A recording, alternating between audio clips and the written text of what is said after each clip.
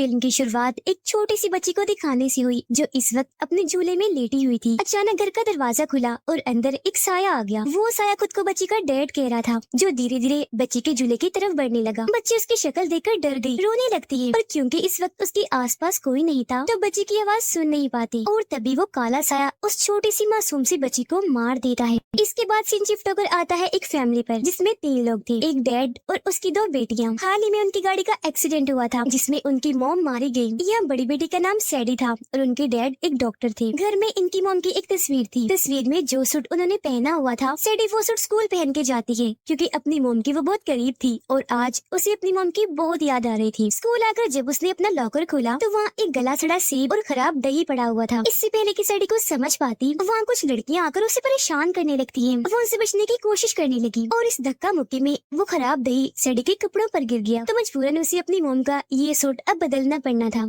सैडी के डैड जब मरीजों को चेक कर रही थी तो उनके पास एक नया मरीज आया जो बेहद घबराया हुआ था। अब क्योंकि उसने सैडी के डैड से चेकअप के लिए पहले से नहीं पूछा था तो वो उसे कल आने को कहते हैं। जिस पर वो आदमी कहता है कि डॉक्टर साहब जरा ख्याल कीजिए, मेरा मामला बहुत संगीन है, आपको इस पर गौर करना चाहिए। मेरे 3 बच्चे थे पर 1 साल के दौरान में ही तीनों की मौत हो गई। अब उनके अचानक मरने की वजह से सबको लगता है कि मैंने ही उन्हें मारा, पर ऐसा नहीं है। भला मैं अपने बच्चों को ही क्यों मारता? ये काम एक मॉन्स्टर का है जिसका नाम बुगीमैन है, जो एक काला साया है, आत्मा है और वो हमारे घर पर है। जो कहकर वो सैडी के डैड को मॉन्स्टर की पेंटिंग दिखाता है और बताने लगा कि ये पेंटिंग मेरी बड़ी बेटी ने बनाई थी। और कहा जाता है कि वो मॉन्स्टर सिर्फ उन्हीं बच्चों को अपना शिकार बनाकर मारता है जिनके माँ बाप अपने बच्चे पर ध्यान नहीं देते, उनके साथ टाइम नहीं गुजारते। अब उसकी बातों से हमें पता चला कि शुरुआत वाली जो छोटी बच्ची थी जो झूले में लेटी थी वो इसी मरीज की बेटी थी जिसे उस काले साये उस मॉन्स्टर बुगीमैन ने मार दिया। अब क्योंकि ये सारी बातें डॉक्टर इन्हीं सैडी के डैड के लिए अजीबोगरीब थी तो वो उसकी बातों का यकीन नहीं करती और कोई बहाना बनाकर दूसरे कमरे में आकर पुलिस के नंबर पर कॉल कर देती है ताकि पुलिस आकर उसे गिरफ्तार कर ले। उन्हें लग रहा था जैसे उसका ज़हनी तवाज़ुन खराब है। अब तक सैडी भी स्कूल से घर वापस आ चुकी थी। वो अपनी मोम का सूट जिस पर दही गिर गया था उसे वॉशिंग मशीन में डाल देती है धुलने के लिए, लेकिन फौरन उसने अपना सर ऊपर उठाकर देखा क्योंकि उसे घर में किसी के होने का एहसास हो रहा था। अजीब सी आवाजें सुनाई दे रही थी। आवाजों का पीछा करते करते वो एक अलमारी के पास आ गई। थोड़ी सी घबराई भी हुई थी क्योंकि हर तरफ अंधेरा छाया हुआ था, कुछ दिख नहीं रहा था। उसे लगा कि अलमारी में कोई है, इसीलिए उसने अलमारी का दरवाजा खोल दिया, लेकिन अंदर से लाल रंग निकला। वो सोचती है कि जरूर ये खून है, लेकिन वो खून नहीं, लाल रंग ही था जिसका डब्बा वहाँ गिर गया था। इस बात को समझते ही उसने जैसे अलमारी का दरवाजा बंद किया तो उसके होश उड़ गए। जोर से वो चीख मार देती है क्योंकि किसी ने उस मरीज को मार दिया था जिसकी लाश वहाँ पर लटकी हुई थी। आवाज सुनकर उसके डैड भी आ गए जो इस पूरे मामले को संभालते हैं। खैर इस हादसे को कुछ दिन गुजर गए। एक दिन सैडी अपने डैड को कहने लगी कि क्योंकि आप डॉक्टर हैं तो मुझे आपसे अपनी मोम के बारे में बात करनी है। इस पर उसके डैड ने मना कर दिया, ये कहते हुए कि नहीं, मैं तुम्हारे मोम के बारे में कोई बात नहीं करना चाहता। अगर तुम्हें कोई बात करनी ही है तो अपनी फीमेल डॉक्टर से करो। दरअसल वो इनकी फैमिली डॉक्टर थी जो सैडी और उसकी बहन का इलाज कर रही थी क्योंकि अक्सर उनके साथ अजीबोगरीब होता रहता था। अब यहाँ सैडी के डैड हालांकि खुद एक डॉक्टर थे पर इलाज किसी और डॉक्टर से करवा रही थी, जिससे साफ जाहिर था कि उन्होंने भी अपनी बेटियों से दूरियां बना ली है। वो भी इन पर ध्यान नहीं देते। रात को सैडी इंटरनेट पर कुछ वेबसाइट्स को तलाश कर रही थी जिसमें वो जानना चाह रही थी कि आत्माओं से राब्ता कैसे बनाया जाए क्योंकि वो अपनी मोम से बात करना चाहती थी। तभी उसके पास उसकी छोटी बहन आकर बताती है कि मेरा दांत हिल रहा है क्योंकि ये टूटने वाला है। अब यहाँ उनका रिवाज था कि जब भी बच्चे का दांत हिलता था तो उसे निकालने के लिए दांत को रस्सी से बांधकर दरवाजे के हुक के साथ अटका दिया जाता था ताकि जब दरवाजा बंद हो तो एक झटके से ही दांत निकल जाए, बच्चे को ज्यादा तकलीफ भी ना हो, ना ही ज्यादा खून बहे। अब सैडी उसके दांत को रस्सी से बांधकर दरवाजे के हुक के साथ अटका देती है। उसने उल्टी गिनती, इन्हीं 3 2 1 के बाद दरवाजा बंद करना था, लेकिन अभी वो 2 पर ही थी कि एकदम दरवाजा बंद हो गया जिससे बच्ची को तकलीफ हुई। रोते हुए वो सैडी से कहने लगी कि तुमने तो कहा था कि 3 2 1 के बाद बंद करूंगी तो पहले ही क्यों कर दिया। जो सुनकर सैडी काफी हैरान रह गई क्योंकि ये काम उसका नहीं बल्कि उसी बुरे मॉन्स्टर काले साए बुगीमैन का था जो अब यहाँ आ गया था इन दोनों को अपना शिकार बनाने के लिए। और फिर धीरे धीरे करके वो उस दांत को भी अपने अंदर समा लेता है। अगले दिन जब ये दोनों बहनें अपने डॉक्टर के पास गईं, डॉक्टर इनसे कहती है कि आज तुम्हारा एक टेस्ट है, तुम्हें अपने डर पर काबू पाकर इस टेस्ट को पास करना है। इतना कहकर वो पूरे घर में अंधेरा करवा देती है, बीच में एक लाल रोशनी रख देती है जो धीरे धीरे करके जलना शुरू हो रही थी। लेकिन इसी वक्त घर में सैडी की छोटी बहन बुगीमैन को देख पा रही थी। वो धीरे धीरे उसके करीब आ रहा था, उसे बहुत डर लग रहा था। फिर एक वक्त ऐसा आया जब बुगीमैन उसके बहुत करीब आकर बस उसे मारने ही वाला था कि तभी वो जोर से चीख मार देती है और उसके ऐसा करने से डॉक्टर पूरे घर की लाइट्स ऑन करवा देती है, पर तब तक बुगीमैन वहाँ से जा चुका था। अब सैडी अपने घर में होने वाली उस मरीज की मौत पर काफी रिसर्च कर रही थी। जिस बीच उसे वो फोन भी मिल जाता है जो उसके डैड के पास तब था जब वो उस मरीज से बातें कर रही थी, साथ ही मरीज के घर का पता भी। उसके डैड की आदत थी कि जब भी वो किसी मरीज के साथ बातें करती थी तो उसे रिकॉर्ड कर लिया करती थी, और अब जब सैडी वो रिकॉर्डिंग सुनती है तो उसे भी लगने लगता है कि हाँ सच में कोई साया, कोई ऐसी आत्मा है जिसने उस आदमी के बच्चों को मारा होगा, और अब वो यहाँ हमारे घर भी मौजूद है। यहाँ सैडी को वो डायरी भी मिल जाती है जिस पर उस मरीज की बेटी ने उस मॉन्स्टर बुगीमैन की तस्वीर बनाई थी, और यहाँ सैडी पहली बार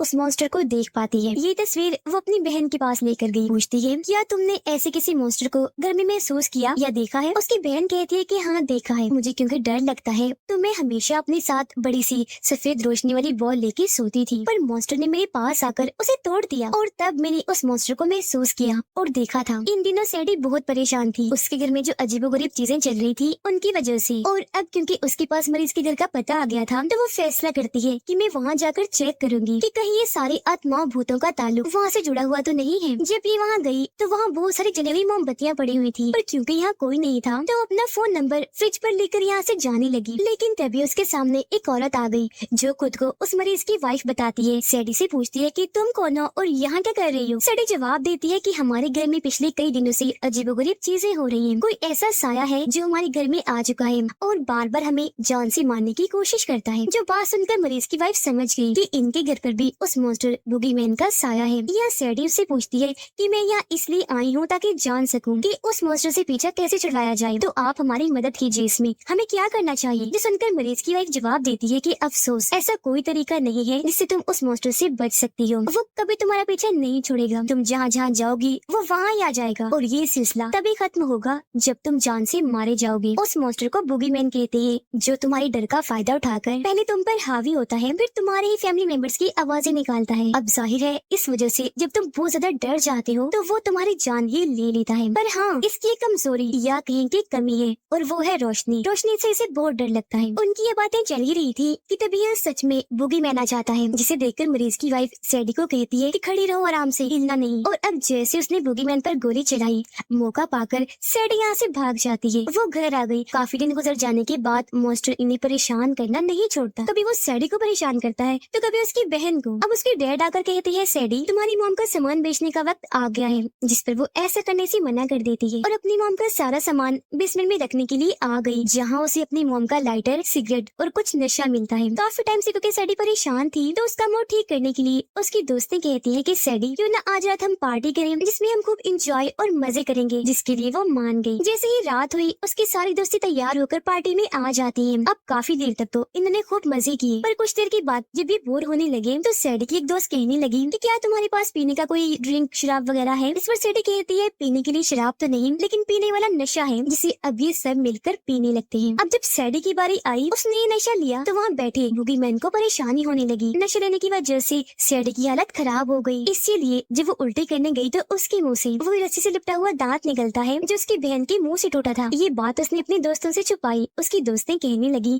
कि शायद तुम्हारी तबीयत ठीक नहीं, चलो थोड़ा आराम कर लो, एक जगह पर बैठ जाओ आराम से। जो कहने के बाद वो उसे एक अंधेरे कमरे में बंद कर देती है। अब सैडी पहले ही काफी परेशान थी क्योंकि जानती थी कि यहाँ आसपास जरूर बुगीमैन है, और अब उसका डर और बढ़ गया क्योंकि अंधेरे कमरे में जो बंद थी, जहाँ सच में तभी बुगीमैन आकर उस पर हमला कर देता है, उसे मारने की कोशिश करने लगा। सैडी अपनी जान बचाने के लिए जोर जोर से चिल्लाई, दरवाजे के पास आकर पीटने लगी, दरवाजा खोलने का कह रही थी। उसकी ऐसी हालत देखकर उसकी एक दोस्त ने जल्दी से दरवाजा खोल दिया। वो डरते हुए पहले तो बाहर आई, लेकिन अपनी एक दोस्त को जोरदार थप्पड़ लगा देती है, कहने लगी कि तुम्हें मुझे अंधेरे कमरे में बंद करने की क्या जरूरत थी। उसकी इस हरकत पर बाकी दोस्तों को बहुत बुरा लगा। वो घर से बाहर निकल जाती है, ये कहकर कि सैडी पागल हो गई है। अब क्योंकि घर में पार्टी चल रही थी तो सैडी के डैड ने अपनी छोटी बेटी को टाइम पास करने के लिए वीडियो गेम लगाकर दे दी थी, जहाँ तभी बुगीमैन आ गया उस पर हमला करने के लिए। लेकिन सैडी की बहन उससे बचने के लिए बार बार वीडियो में तेज रोशनी जलाने लगी ताकि वो उसे वहाँ से भगा सके। लेकिन गेम में एक वक्त ऐसा आ गया जब बच्ची से लाल रोशनी पैदा हो गई और अब बुगीमैन को मौका मिल गया था उसके अंदर आने का या उसे मारने का। पहले तो वो उसे खूब पीटता है, फिर उठाकर उसे दूर पटक कर मारता है। इस वजह से वो जोर से चिल्लाई क्योंकि जख्मी हो गई थी। तब उसकी आवाज सुनकर सैडी और उनके डैड यहाँ आई, फौरन उसे हॉस्पिटल ले जाने लगे। हॉस्पिटल आकर सैडी उसे कहने लगी कि जिस मॉन्स्टर को तुमने महसूस किया उसे मैंने भी किया, तो हमें इस बारे में डैड से बात करनी चाहिए। अब सैडी के पास उस मरीज की वाइफ की कॉल आई जिसे बता रही थी कि मैंने उस मॉन्स्टर बुगीमैन को खत्म करने का रास्ता खोज निकाला है, इसलिए मुझे तुम्हारी मदद चाहिए, तो जल्दी से मेरे घर आ जाओ। सैडी जब वहाँ गई तो पहले की तरह वहाँ बहुत सारी मोमबत्तियाँ जली हुई पड़ी थी। सैडी उससे कहती है कि मैं अब आ गई हूँ, तो बताओ कैसे खत्म करना है उस मॉन्स्टर को। पर उसकी इस बात का जवाब दिए बगैर वो सैडी को जबरदस्ती पकड़कर उसके हाथ पाँव बांध देती है, जिसके बाद एक अंधेरे कमरे में पटक कर कहती है कि तुम हो उसे मारने का जरिया फिलहाल, माफ करना, उसे खत्म करने के लिए तुम्हें चारा बनाने के अलावा मेरे पास और कोई रास्ता नहीं था। अपने चारे को देखकर बुगीमैन हमला करने के लिए जरूर आएगा। जैसे ही जमीन पर पड़ी रस्सी से टकराएगा, गन से बहुत सारी गोलियां निकलेंगी और वो मारा जाएगा। खुद को खतरे में देखकर सैडी पहले तो काफी रोती है और सोचने लगी कि अगर उस मॉन्स्टर को आज खत्म ना किया तो वो हमेशा के लिए हमारे पीछे पड़ जाएगा और जान लेकर ही दम लेगा। तो वो भी चुपचाप उसका इंतजार करने लगती है। कुछ ही देर में यह बुगीमैन आ ही गया। हालांकि उसे पता चल चुका था कि मुझे खत्म करने के लिए ट्रैप जाल बिछा दिया गया है, लेकिन फिर भी वो इतना भूखा था कि अपने चारे सैडी को खाने के लिए आगे बढ़ा। लेकिन जब उसका पैर रस्सी से टकराया तो एक साथ उस पर बहुत सारी गोलियां चलने लगी। इतनी ही देर में यहाँ मरीज की वाइफ आ गई। मजीद उसे कमजोर करने के लिए वो भी 2-3 गोलियां उस पर चला देती है, लेकिन क्योंकि वो एक साया था तो उसे खत्म करने के लिए सिर्फ ये गोलियां ही काफी नहीं थी। अचानक वो मरीज की वाइफ के पास आया, हमला करके उसे चांद से मार डालता है, जिस बीच मौका पाकर सैडी यहाँ से भाग जाती है। सीधा अपने डैड को कॉल करती है, रो रो कर कहने लगी कि कहाँ हो आप लोग, घर तो नहीं पहुँचे, क्योंकि घर में वो मॉन्स्टर उन्हें मारने के लिए आ चुका था। लेकिन सिग्नल्स न आने की वजह से उसकी डैड सैडी से ठीक से बात नहीं कर पाती। कुछ देर में बुगीमैन वहाँ आकर बड़ी चालाकी से उन्हें घर के अंदर ले जाता है। सैडी जब घर आई तो देखती है कि पूरे घर में अंधेरा छाया हुआ है, सिर्फ एक अलमारी ही है जहाँ से रोशनी आ रही थी। सैडी जब अलमारी खोलकर चेक करती है तो वहाँ उसकी छोटी बहन थी, जिसने दरअसल खुद को बचाने के लिए यहाँ पर कैद किया हुआ था और लाइट जलाई हुई थी। सैडी पूछती है पापा कहाँ हैं? उसकी बहन बताने लगी वो मॉन्स्टर उन्हें बेसमेंट में ले जा चुका है। सैडी उससे कहती है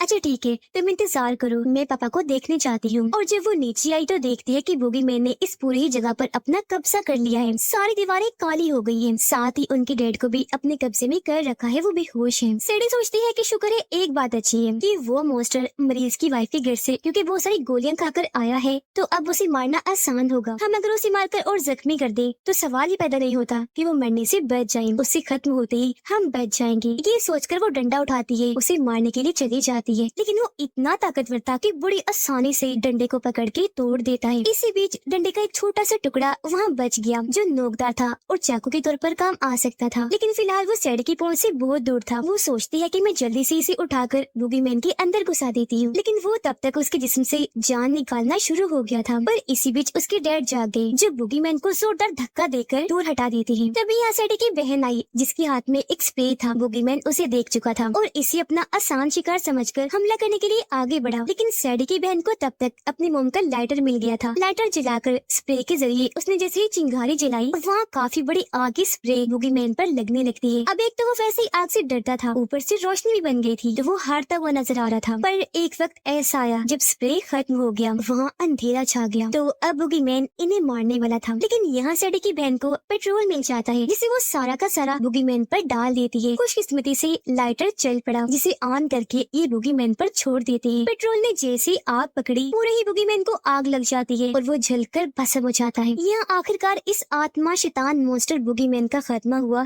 जिससे इन तीनों की जान बच गई, जिसके बाद सब कुछ नॉर्मल वापस पहले जैसा हो गया। सारे हालात की वजह से सैडी के डैड को भी समझ लग गई थी कि मुझे हर हाल में अपने बच्चों के साथ रहना चाहिए, उनका ध्यान रखना, उनके साथ वक्त गुजारना चाहिए। आज यहाँ आखिरकार वो अपनी दूरियां उनसे खत्म कर ही लेता है। लेकिन अगले दिन जब डॉक्टर के पास ये दोनों बहनें पहुंची तो सैडी को फिर से महसूस हुआ जैसे बुगीमैन अभी भी यहाँ मौजूद है। अब क्या ऐसा सच में हो सकता है कि मरने के बाद भी वो ना मरा हो, या सिर्फ ये सैडी का वहम था क्योंकि उनके दिमाग का इलाज चल रहा था? तो हो सकता है ऐसा कुछ हो ही ना। इसी सस्पेंस और सवाल के साथ ही ये मूवी इधर ही खत्म हो जाती है।